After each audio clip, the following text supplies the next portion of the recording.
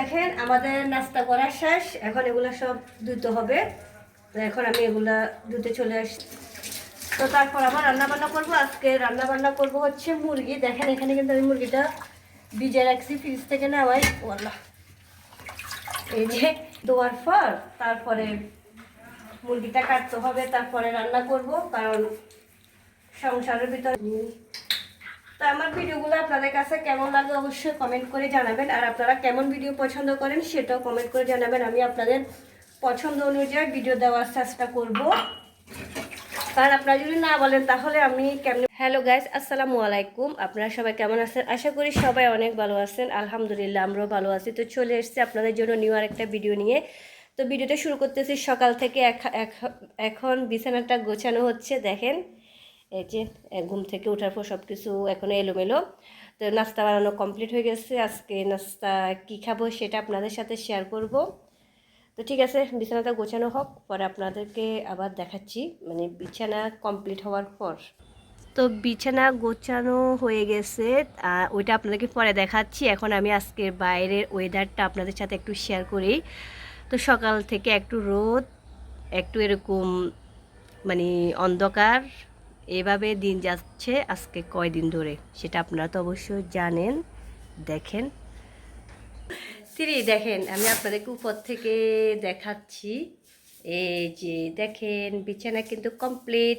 আমরা তিনজন, তার জন্য এখানে তিনটা বালিশ। একটা বালিশ হচ্ছে বালিশের কভারটা অন্য কালারের, কারণ বেডশিটের সাথে তো দুইটাই কভার থাকে।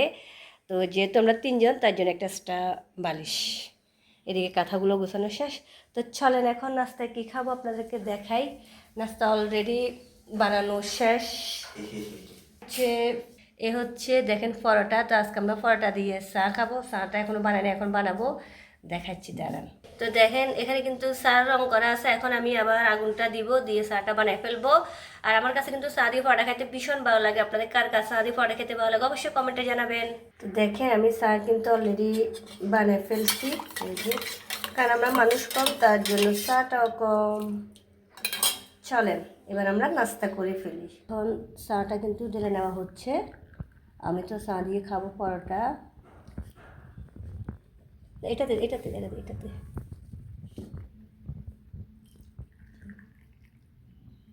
আর পরোটা হচ্ছে আমার ছেলের জন্য, ও পরোটা এখানে ভিজিয়ে খায়, তার জন্য ভিজিয়ে খাবে, তার জন্য ওর জন্য পরোটা যাতে সুবিধা হয় খেতে। ছোটো কাপে তো খেতে পারবে না, তার জন্য। দেখেন আমাদের তিনজনের জন্য চা কিন্তু রেডি। এই যে একটা বড়, দেখছেন, এ হচ্ছে পরোটা। এখন চা দিয়ে পরোটাকে চুপিয়ে চুপিয়ে খাবো। দেখেন আমাদের নাস্তা করা শেষ, এখন এগুলা সব ধুতে হবে। তো এখন আমি এগুলা ধুতে চলে আসছি, কারণ খাওয়ার পর তো এগুলা ক্লিন করতে হবে। তো তারপর আবার রান্না বান্না করবো। আজকে রান্না বান্না করবো হচ্ছে মুরগি। দেখেন এখানে কিন্তু আমি মুরগিটা ভিজে রাখছি ফ্রিজ থেকে নেওয়াই। ওয়াল্লাহ, এই যে ঘরে মুরগিটা কাটতে হবে।